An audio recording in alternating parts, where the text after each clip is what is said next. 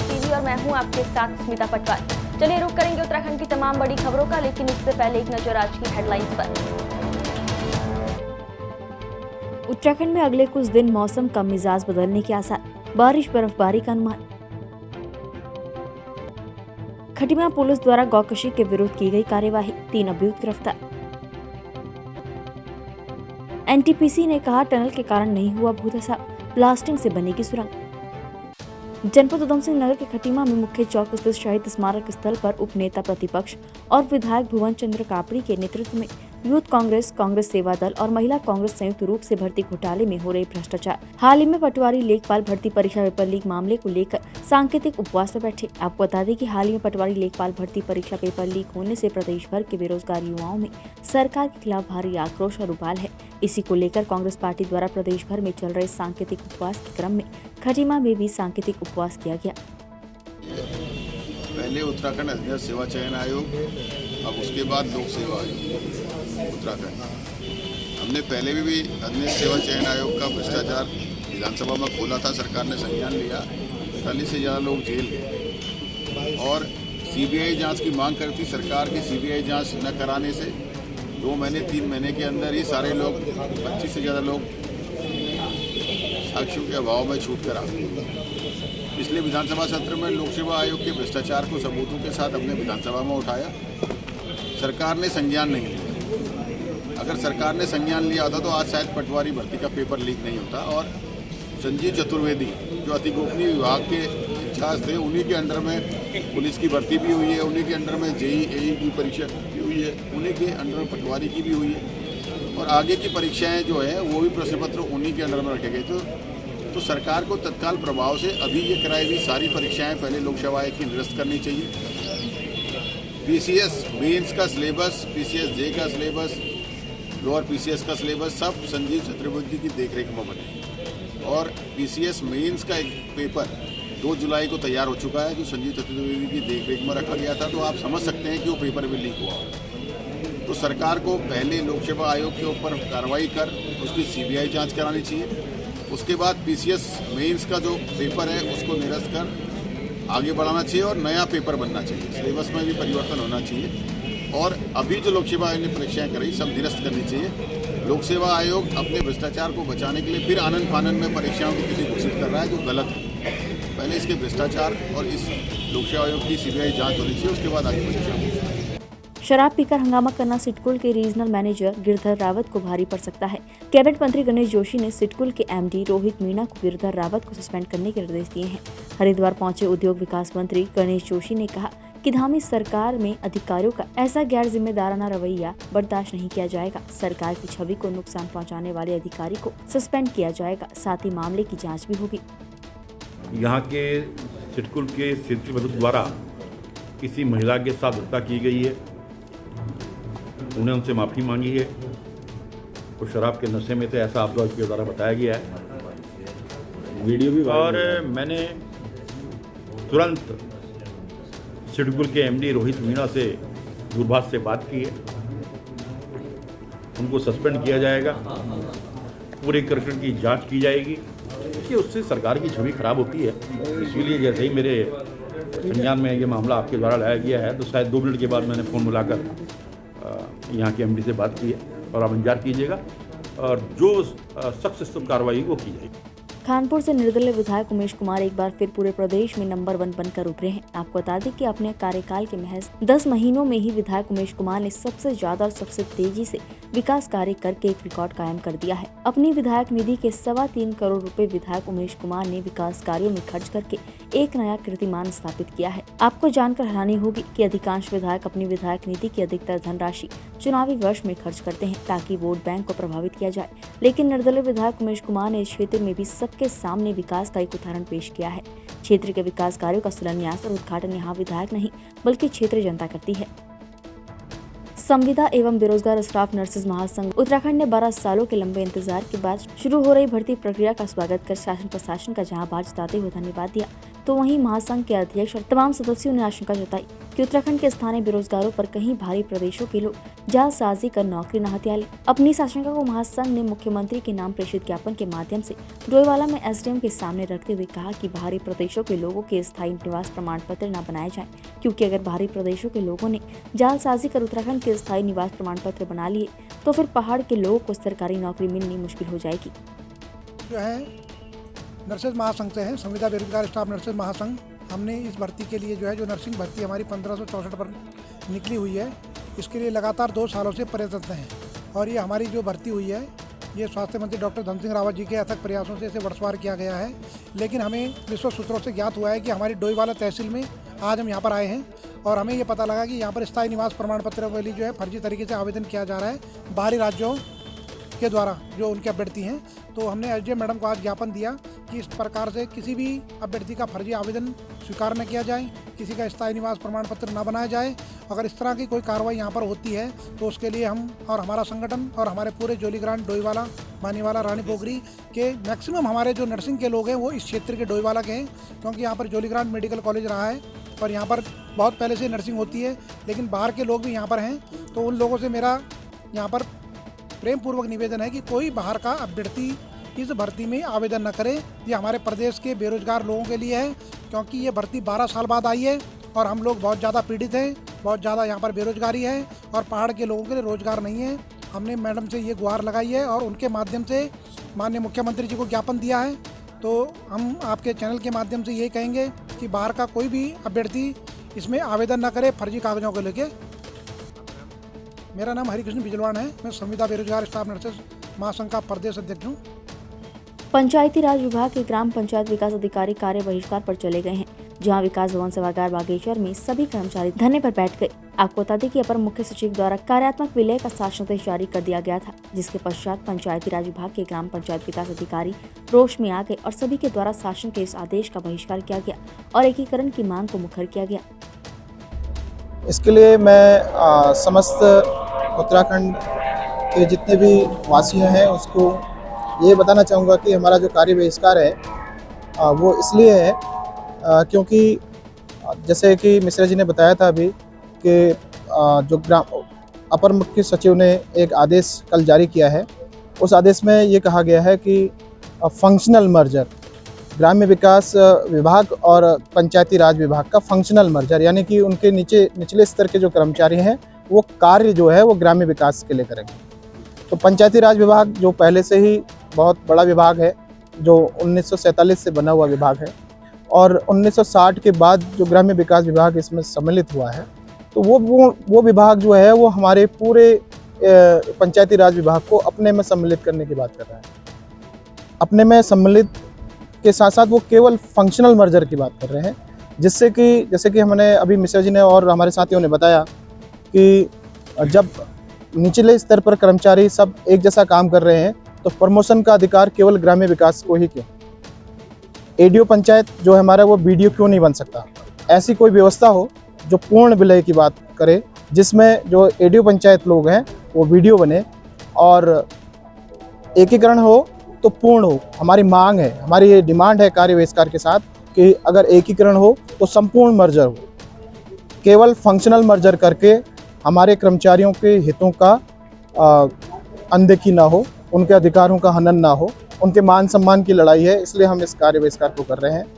तो आप सभी के द्वारा कार्य बहिष्कार किया जा रहा है, इसकी क्या रूपरेखा तैयार की गई है? कब तक ये कार्य बहिष्कार या धरना प्रदर्शन आप लोगों का सुचारू रहेगा? फिलहाल हमने डिमांड रखी है कि जब तक हमारी इस जो ये हमारे लिए जो आदेश पारित हुआ है, इस आदेश को वापस नहीं लेते हैं, तब तक हम इस निश्चितकालीन कार्य बहिष्कार में रहेंगे और जैसे कि ऊपर से जो भी निर्देश होगा तो हम वो करेंगे।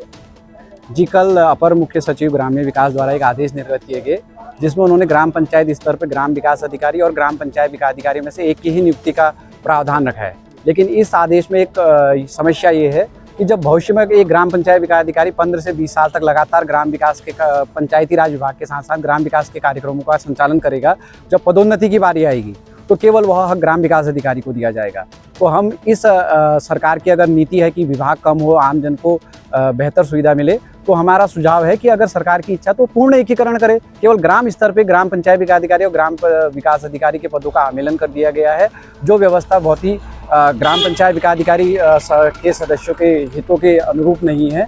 तो हम लोगों की यह मांग है, अगर सरकार की अगर एक तो वर्तमान व्यवस्था बनाए रखे, जो पंचायती राज विभाग पृथक है और ग्राम विकास विभाग पृथक अलग है, या तो वो व्यवस्था संचालित जैसे चल रही चलने दिया जाए, और या अगर सरकार की इच्छा है कि विभागों को कम करे, कर्मचारी पदों की संख्या कम करें, गांव वालों को आसानी से कर्मचारी मिले, तो पूर्ण एकीकरण करें, जिससे कि भविष्य में अगर हम ग्राम विकास में किसी योजना का संचालन कर रहे हैं तो उसका हमें अप्रेजल भी मिले, हमें रिकॉग्नाइजेशन भी मिले और हमें पदोन्नति में भी मौका मिले। क्योंकि पंचायती राज विभाग को आज उन्होंने केवल ग्राम विकास के कार्यक्रमों को संचालित करने के लिए रखा है। भविष्य में जब पदोन्नति की बारी आएगी अन्य विषय, तो उसको हमको दौड़ में शामिल ही नहीं कर रहे हैं। तो यह इस व्यवस्था की सबसे बड़ी कमी है। जनपद उधमसिंह नगर में खटीमा कोतवाली के अंतर्गत उत्तर प्रदेश उत्तराखंड सीमा से 17 मील पुलिस चौकी प्रभारी संदीप पिलखुवाल के नेतृत्व में पुलिस टीम द्वारा मुखबिर की सूचना पर कंचनपुरी गांव में मौके पर दबिश देकर गौकशी करते हुए 3 अभियुक्तों को 95 किलो गौ मांस और गौकशी में इस्तेमाल किए गए उपकरण सहित गिरफ्तार किया गया, जिनके खिलाफ उत्तराखंड गौवंश संरक्षण अधिनियम के तहत अभियुक्त पंजीकृत कर और आवश्यक कार्रवाई करते हुए न्यायालय में पेश किया गया। ये दिनांक 17/1/2023 को पुलिस को जरिए मुखबिर सूचना मिली कि कंचनपुरी गांव में गौवंशी जानवर का वध किया जा रहा है। इस सूचना पर तत्काल एक टीम गठित करके एसआई संदीप पिलखुवाल के नेतृत्व में एक टीम गठित करके मौके पर भेजी गई। तो वहाँ पे अब्दुल सलाम, बसीरा और सद्दाम, इन तीनों के कब्जे से कटे हुए गौमांस के पीसेज करीब 95 किलो और उनको काटने वाले हथियार बरामद हुए। तीनों को गिरफ्तार कर गौवंश संरक्षण अधिनियम के तहत जेल भेजा जा रहा है। सर, ये गौ तस्करी या गौवध में इनकी संलिप्तता थी अथवा नहीं, इसकी भी जांच की जा रही है। रानीपुर चौकी परिसर के फैमिली क्वार्टर के पीछे मुख्य सड़क से लगते हुए नाले में एक महिला का शव मिलने की सूचना पर एसएसपी हरिद्वार अजय सिंह ने एसपी क्राइम रेखा यादव और कोतवाली पुलिस फोर्स के साथ मौका निरीक्षण किया। नाले से शव निकालने पर महिला पुलिस अधिकारी द्वारा निरीक्षण करने पर पाया गया कि मृतका के शरीर पर कोई चोट नहीं है। महिला की उम्र करीब 32 वर्ष है, जिसकी जाँच की जा रही है। प्राप्त हुई थी कि एक 40-45 साल की उम्र की महिला का जो है एक शव नाले में गिरा हुआ है, और नाला भी बहुत गहरा नहीं था, बहुत नॉर्मल जिसमें पानी आता है, और ये इंडस्ट्रियल एरिया के पास की बात थी। क्योंकि महिला से संबंधित अपराध से सूचना थी, इस पर तत्काल घटनास्थल का निरीक्षण भी किया गया। प्राथमिक रूप से देख के ऐसा लगता है कि ये नेचुरल घटना नहीं है कि कोई चलते में या किसी कारणों से नाले में गिर जाए और उसकी मृत्यु हो जाए। कहीं ना कहीं जो अब शव का जो गिरने की जगह थी और जो परिस्थितियाँ थी वो संदिग्ध प्रतीत हो रही है। क्योंकि अभी उसका पोस्टमार्टम नहीं हुआ है, उसको पोस्टमार्टम के बाद और मृत्यु का कारण भी स्पष्ट हो पाएगा। प्राथमिक जानकारी जो की गई थी, जिस आधार पर पता चला है कि महिला सहारनपुर की रहने वाली थी और यहाँ पर काफ़ी सालों से फैक्ट्री में काम कर रही थी, और इस जानकारी के आधार पर भी टीमें लगाई गई हैं। क्योंकि मामला संदिग्ध प्रतीत हो रहा है, पोस्टमार्टम रिपोर्ट का भी इंतजार किया जा रहा है। साथ ही साथ इसमें जो परिस्थितियाँ बनी है, जो जानकारी मिली, उस पर टीम को लगाया गया है। तो मुझे लगता है कि आने वाले कल के दिन में सारी चीज़ें स्पष्ट भी हो जाएंगी, और कोई आपराधिक घटना अगर हुई होगी तो उसमें भी हम कहीं ना कहीं जो अपराधी होगा उस तक पहुँचने में कामयाब होंगे। कृषि विभाग का एक कारनामा हम आपको पहले भी दिखा चुके हैं। विभाग द्वारा बंजर पड़े पहाड़ों में लाखों रुपए ठिकाने लगाए जा रहे हैं। आपको बता दें कि कृषि विभाग के पास करोड़ों रुपए के बजट हर वर्ष आ रहे हैं और विभागीय अधिकारी सरकारी धन को ठिकाने लगाते जा रहे हैं।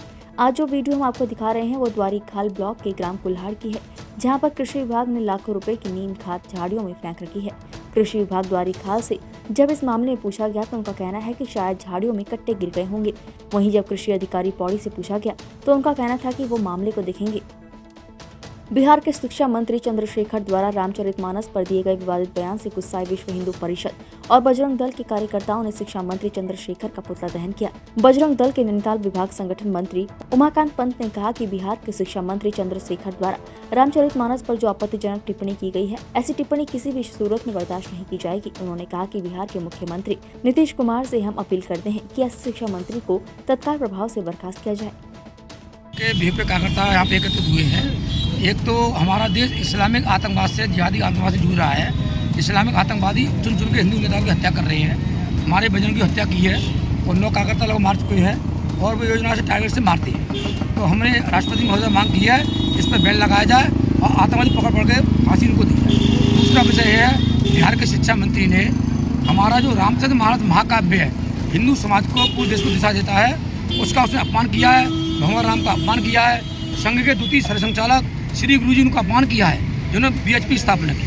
हम बिहार सरकार से मांग करते हैं उस अनपढ़ कमार शिक्षा मंत्री चंद्रशेखर को बर्खास्त करके केस लगा के उसको जेल में रखें। लक्सर गंगा नदी में लकड़ी पकड़ने गए भिक्कमपुर गांव के 2 युवकों में से एक डूबकर लापता हो गया, जबकि दूसरे को ग्रामीणों ने सकुशल बचा लिया। आपको बता दें कि भिक्कमपुर गांव निवासी संदीप और तालिब रामपुर राय घाटी के निकट गंगा नदी में लकड़ी पकड़ने गए थे। अचानक दोनों युवक गंगा की तेज बहाव में आ गए और बहने लगे।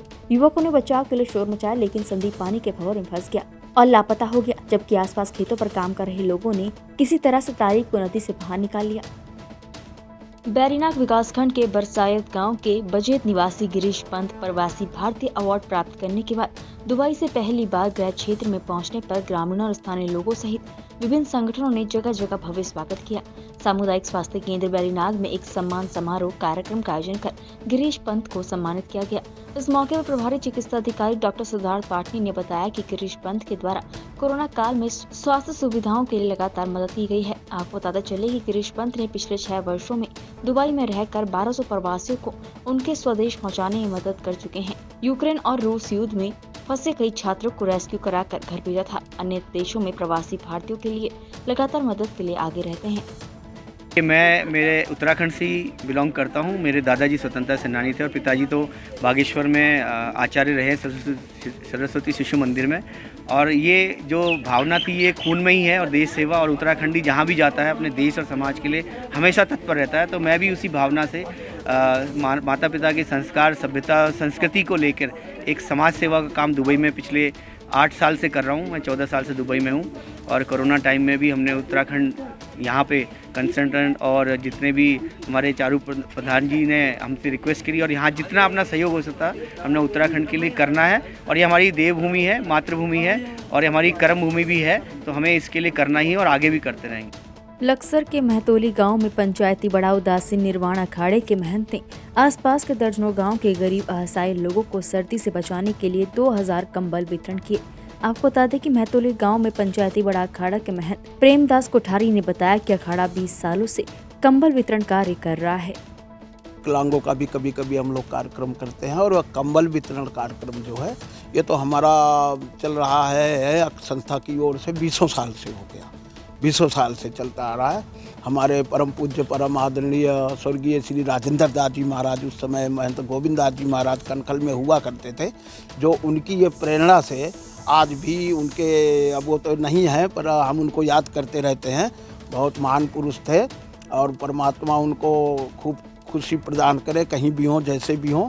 ये उनकी कार्यक्रम बनाए हुए हम लोग आगे बढ़ाते चले जा रहे हैं और हम परमात्मा से यही करते हैं कि जितनी भी सेवा हो सके हम इसी तरह करते रहेंगे। समर्थ लोग हैं, हम उनसे भी यही आग्रह करेंगे कि देखो इंसान इंसान के लिए बना है। अगर मानवता के आधार पर कोई गरीब है, कोई असहाय है तो उसकी मदद करना बहुत अच्छा होता है और मदद करना भी चाहिए, क्योंकि संसार में सब बराबर तो नहीं है, कोई गरीब है कोई अमीर है। इसलिए महानता जो है ज़रूर होनी चाहिए और मानवता सबसे बड़ी होती है। मानवता के आधार पर सब मिलजुल कर रहे हैं और एक दूसरे को मान करके चलें और जो गरीब है असहाय है उनकी मदद करना सबका कर्तव्य बनता है। साथ में हमारे जो देश में प्रत्येक नागरिक से हम यही उम्मीद रखते हैं कि शिष्टाचार, आदर, सम्मान और विचार विवेक ये बनाए रखें और देश की उन्नति में सब लोग आगे बढ़ते रहें। बागेश्वर जिले के काश्तकारों के लिए एक बड़ी जानकारी सामने आई है। मुख्य कृषि अधिकारी सुगर सिंह वर्मा ने कहा कि शासन से प्राप्त निर्देशों के अनुसार जिले भर के किसानों की प्रधानमंत्री कृषि सम्मान निधि योजना की किस्त जारी की जा रही है। जिन भी किसानों की eKYC नहीं हो सकी है वो सभी किसान आगामी 2 से 3 दिनों में अपना eKYC करा लें, जिससे कि सभी किसानों को प्रधानमंत्री की इस जन कल्याणकारी योजना का लाभ इस महीने से ही मिल सके। नमस्कार, मैं SS वर्मा मुख्य कृषि अधिकारी बागेश्वर बोल रहा हूँ। अभी हमको शासन से निर्देश मिले हैं कि जिन किसानों की प्रधानमंत्री सम्मान निधि योजना के तहत किस्त नहीं आ रही है तो उसमें जो है शीघ्र जो है इस महीने के अंदर इन सारे किसान जो छूटे हुए हैं उनकी किस्त जो है जारी होनी है। प्लस और जिनकी रेगुलर किस्त आनी है उनको भी जारी की जानी है। तो इस संबंध में जितने भी हमारे सम्मान निधि से जो किसानों ने ऑनलाइन किया है उनको सभी को किस्त जारी करनी है। तो उस संबंध में मुझे ये कहने का निर्देश हुआ है कि हमारे ज़िले के EKYC किसान, जिन किसानों का EKYC नहीं हुआ है वो जनपद में 5,690 किसान हैं। तो इन किसान भाइयों को सबका EKYC कराया जाना आवश्यक है। और आधार सीडिंग बैंक, जिन किसानों के बैंक से आधार को लिंक नहीं किया गया है वो हमारे 7,089 किसान हैं। तो मेरा जनपद के समस्त कृषक भाइयों से अनुरोध है कि उक्त किसान यदि मेरी आवाज़ या चैनल में देखेंगे तो शीघ्र 2-3 दिन के अंदर समस्त किसान भाई अपना जो है EKYC करा लें। और जिन किसान भाइयों का आधार से लिंक नहीं हुआ है तो वो बैंक में जाके अपना आधार से लिंक करा लें, ठीक है। और इसके अलावा जो किसान हमारे जनपद से बाहर गए हुए अन्य जगह पर काम कर रहे हैं तो वो लोग जो है वो किसान हैं ऑनलाइन के माध्यम से अपना EKYC करा लेंगे। तो यदि ये शीघ्र काम इसी महीने के अंदर हो जाता है तो उनको जो है किस्त का जो PM सम्मान निधि की किस्त मिल रही है उससे लाभान्वित होंगे। धन्यवाद।